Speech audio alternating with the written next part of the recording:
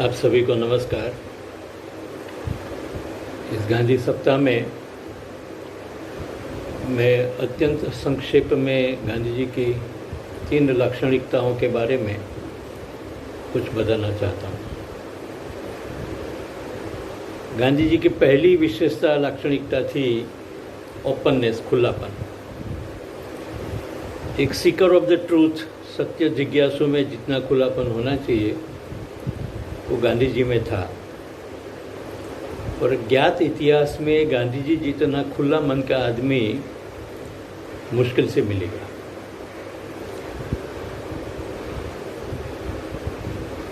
गांधी जी ने अपनी आत्मकथा में लिखा है कि वो इनके पिताजी के दरबार में, उनको हम गुजराती भाषा में दीवान खाना कहते हैं, जो ड्राइंग रूम हम जिसको कहते हैं, इसमें कब मित्र आते थे और कभी धर्म चर्चा करते थे तो गांधी जी बहुत ध्यान से उनको सुनते थे।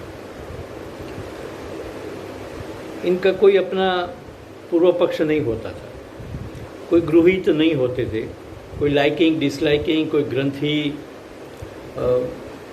एकदम मुक्त मन से वो सत्य का, शाश्वत का ग्रहण करते थे।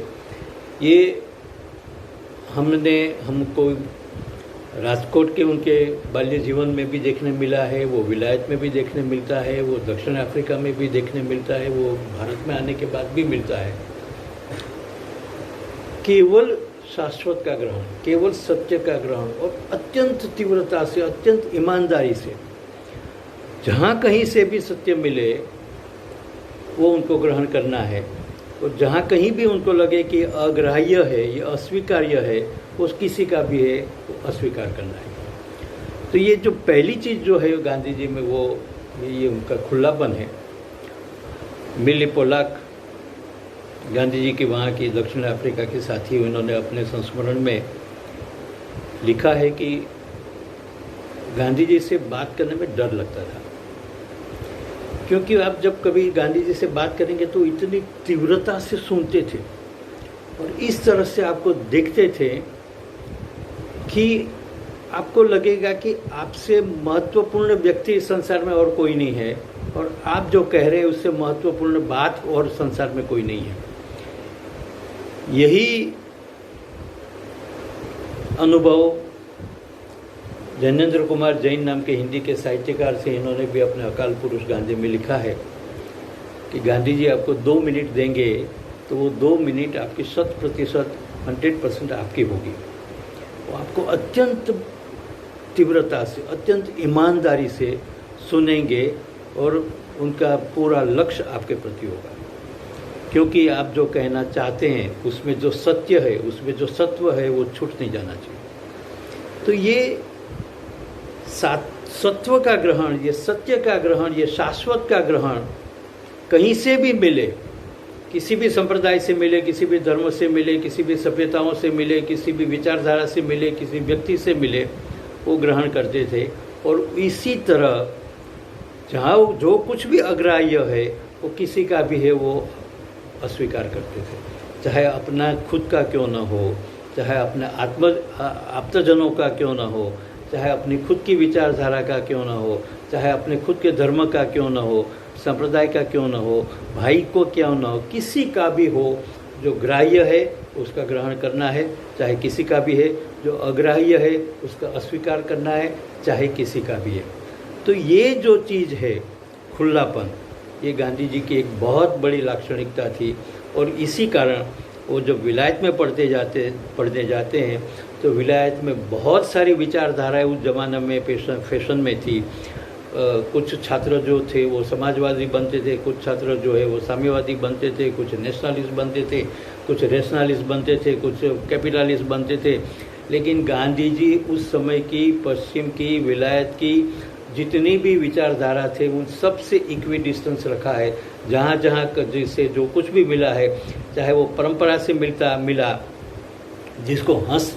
जिसकी मजाक उड़ाई जाती थी, वो थियोसॉफिकल स्कूल के लोग जो है उससे भी गांधी जी वार्तालाप करते थे, उससे भी जानना समझने की कोशिश करते थे, चाहे फैशन में हो चाहे फैशन में न हो, चाहे वो परंपरागत हो चाहे वो आधुनिक हो।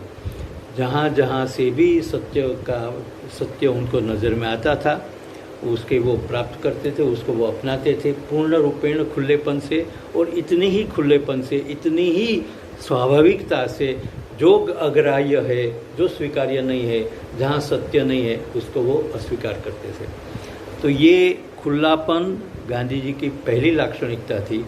और गांधी जी भारत का एकमात्र युवक होगा उन जमाने में, 19वीं शताब्दी में, कि वो विलायत में जाकर किसी को भी, न ही इन्होंने महान भारतीय दर्शन का कोई जगत को कोई टीचिंग किया है, प्रीचिंग किया है, क्योंकि उन ज़माने में ये लगता था कि हम विदेश जाएंगे तो कुछ पाश्चात्य सभ्यता सीख कर आएंगे और भारत का उद्धार करेंगे। किसी को लगता है कि भारत के पास इतना महान दर्शन है, वेदांत है, कि हमें पश्चिम को सिखा कर आना चाहिए। न गांधी सिखाते हैं, न सीखते हैं। सीखते ज़रूर है, लेकिन वही सीखते हैं जो सीखने लायक है, वही अपनाते हैं जो अपनाने लायक है। पूरा का पूरा किसी को भी नहीं स्वीकार कर दें, पूरा का पूरा किसी को भी नकारते नहीं हैं। तो ये जो खुलापन है वो गांधी जी की पहली लाक्षणिकता है, और ये बहुत ही महत्वपूर्ण है। इसलिए गांधी कि हिंदुस्तान में आने के बाद इंडियन पॉलिटिक्स में गांधी का जो रोल रहा है, उसको हमें इस गांधी के जो खुलापन है, गांधी जी का जो निर्ग्रंथ वृत्ति है, किसी के प्रति कोई ग्रंथि नहीं या किसी किस्म का गृहित नहीं, इस चीज़ के साथ हमें देखना चाहिए। तो ये पहली लाक्षणिकता है। दूसरी लाक्षणिकता स्वाभाविक क्रम में आएगी, वो है निर्भयता, क्योंकि आपको केवल सत्य का ही ग्रहण करना है और जो असत्य है किसी का भी है उसका अस्वीकार करना है। तो गांधी जी में स्वाभाविक क्रम में वो एक निर्भयता आती। तो 1905 में दक्षिण अफ्रीका में 1893 में गए थे, 1993 में, और 1905 आते आते गांधी जी ने अपने आप को इस तरह से मोहन में से महात्मा में ढाला कि वो इनके प्रति, किसी के प्रति न द्वेष, किसी न प्रति न भय, और किसी किस्म का न भय न किसी किस्म का द्वेष। तो 1905 के आते आते गांधी जी ने निर्वैरता और निर्भयता ऐसी दो लाक्षणिकता उसमें स्वाभाविक क्रम में विकसित हुई, क्योंकि उसमें खुलापन नहीं, वो सीकर ऑफ द ट्रूथ। तो ये दो चीज़ स्वाभाविक क्रम में आना ही था। तो 1905 में गांधी जी अपने बड़े भाई लक्ष्मीदास गांधी को गुजराती में एक चिट्ठी लिखते हैं, वो जो collected works of Mahatma Gandhi में वो उपलब्ध है और वो पढ़ने लायक है। तो इसमें गांधी जी जो लिखते हैं कि अब मेरा सार्वजनिक जीवन, अब मेरा निजी जीवन समाप्त हो गया। अब मेरा अपना कोई नहीं है, सब लोग जो है वो मेरे अपने हैं। वो अपने भाई को लिखते हैं कि अब भय क्या है वो मैं जानता नहीं हूँ। यहाँ मैं उसी चिट्ठी में से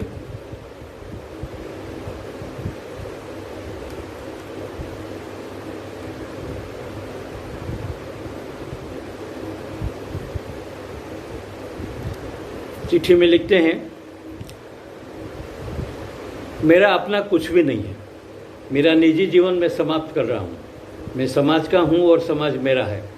न मेरा कोई अपना है और न ही कोई मेरे लिए गैर है। प्रिय की जगह श्रेय को मैंने चुना है, इसलिए अब भय से मैं मुक्त हो गया हूँ। पत्र गुजराती में है और गुजराती में वाक्य है, मैं गुजराती में ही कोट करता हूँ। भय शू होय ये हूँ जानतो नहीं, भय नाम की चीज़ को अब मैं पहचानता नहीं हूँ।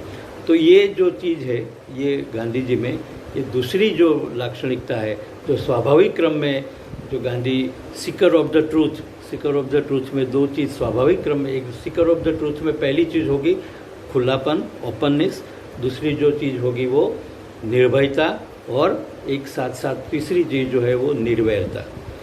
तो इसको भी मैं बहुत ज़्यादा विस्तृत नहीं करूँगा क्योंकि मुझे 10 मिनट में मेरी बात समाप्त करने को कहा गया है। बहुत प्रसिद्ध प्रसंग आप सब जानते हैं, गांधी जी दक्षिण अफ्रीका में गए और वहाँ से उनको प्रिटोरिया जाना था। ट्रेन में से उनको फेंक दिए गए, उसका सामान फेंक दिया, और वो गोरा मुसाफिर था, उन्होंने गांधी जी को भी फेंक दिए।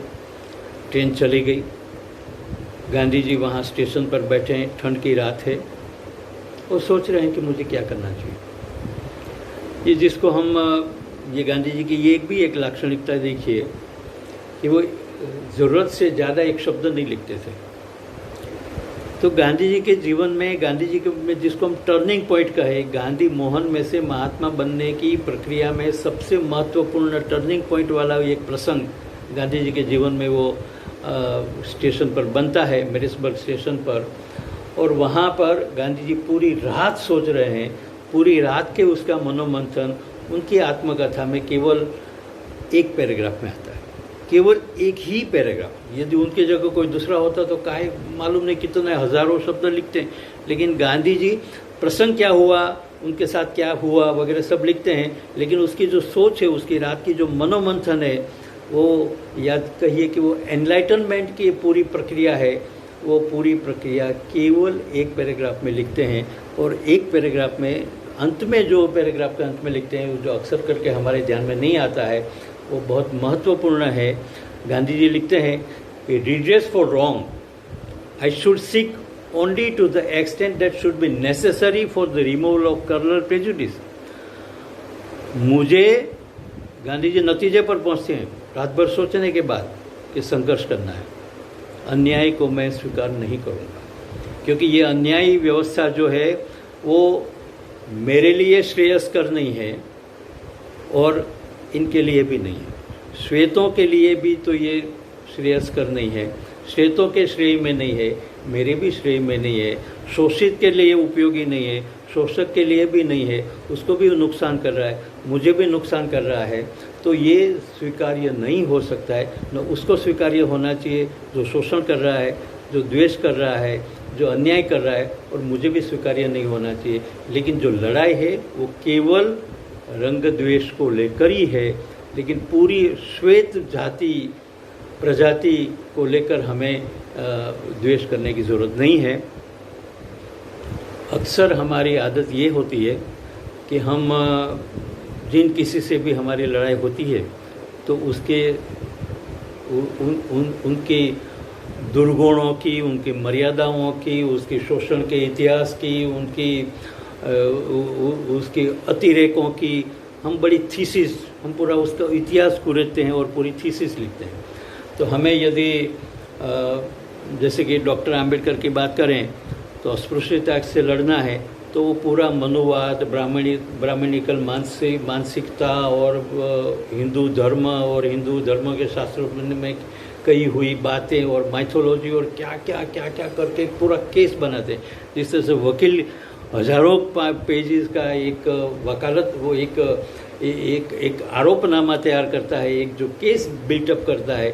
इस तरह से हमें अपने सभ्यताओं के खिलाफ जिन किसी से हमारे ये झगड़ा है, चाहे वो ब्राह्मणवाद हो आम्बेडकर के लिए, या समाजवादियों के लिए पूंजीवाद हो, या इन जिन किसी का भी जो किसी के साथ भी संघर्ष है, तो हम उस सभ्यताओं के लिए, उस व्यक्ति के लिए, विचारधारा के लिए, परंपरा के लिए, धर्म के लिए एक बहुत बड़ा हम केस बिल्टअप करते हैं। लेकिन गांधी जी इसमें कुछ भी नहीं करते हैं। गांधी जी कहते हैं कि अस्पृश्यता से लड़ाई ब्राह्मण से नहीं है, रंग द्वेष से, रंग भेद से हमारी लड़ाई है, लेकिन श्वेतों से नहीं है।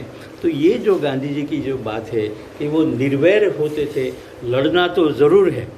गांधी जी उस समय स्टेशन पर संकल्प करते हैं कि मैं ये लड़ूंगा, क्योंकि ये नहीं लड़ना वो कायरता है और ये मेरे लिए श्रेयस्कर नहीं है। लेकिन रंग द्वेष करना वो श्वेतों के लिए भी वो श्रेयस्कर नहीं है, इसलिए उसके लिए सामने मुझे लड़ना है, लेकिन केवल इसी चीज़ को लेकर, इससे अधिक नहीं। तो ये चीज़ जो है गांधी जी में कि अत्यंत खुलापन, और जितना लड़ना है, जिस चीज़ को लड़ना है उसी चीज़ को लड़ना है, उसमें जिससे लड़ना है, जिससे संघर्ष करना है उसका भी श्रेय का ध्यान रखना है। उनको नुकसान नहीं पहुंचाना है, उसको उसके साथ वैर भाव नहीं रखना है। और तीसरा, डरना नहीं है।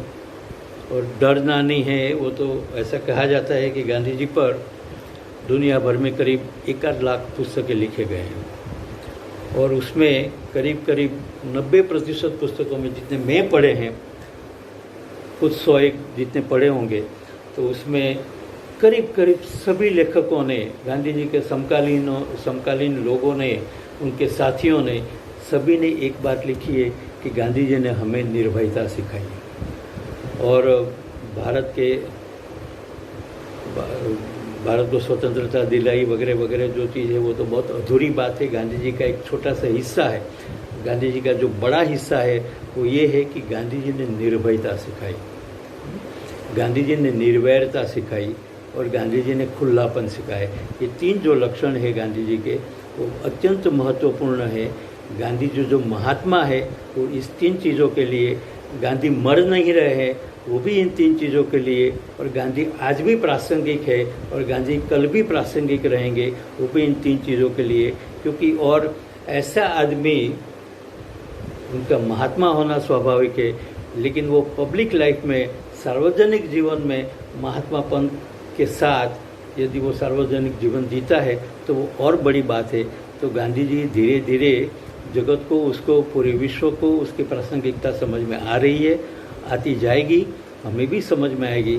तो आज इतना कहकर मैं मेरी बात समाप्त करता हूँ। आप सबको धन्यवाद।